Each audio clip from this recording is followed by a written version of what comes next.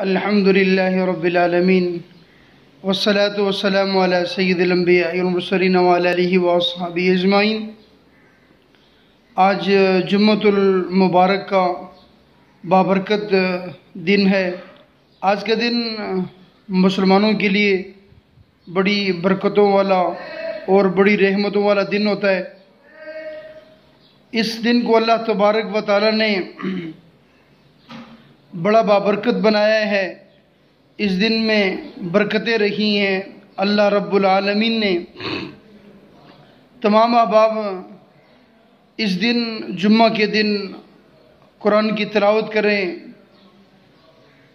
زیادہ سے زیادہ کثرت کے ساتھ قرآن کی تلاوت کریں، سورۃ الکہف کی تلاوت کریں۔ سورۃ الکہف کی بڑی برکتیں ہیں۔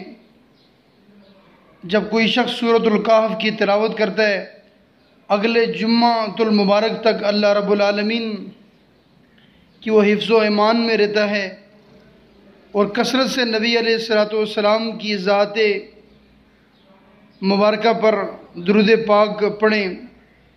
درود پاک پڑھنے سے انسان کے گناہ معاف ہوتے ہیں، اس کے درجات بلند ہوتے ہیں، اللہ رب العالمین کی رضا اسے نصیب ہوتی ہے۔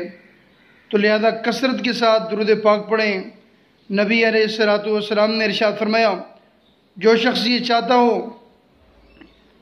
کہ اس کے گھر میں برکتوں خیر ہو تو وہ درود پاک پڑھا کرے۔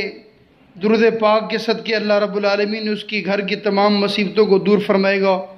کثرت سے درود پاک پڑھیں، قرآن کی تلاوت کریں، نمازیں ادا کریں، اور دعا کریں کہ رب العالمین جتنے لوگ بھی اس وائرس کا شکار ہیں، رب العالمین سب کو صحت کاملہ عاجلہ نافع عطا فرمائے۔ تمام مسلمانوں کی رب العالمین حفاظت فرمائے۔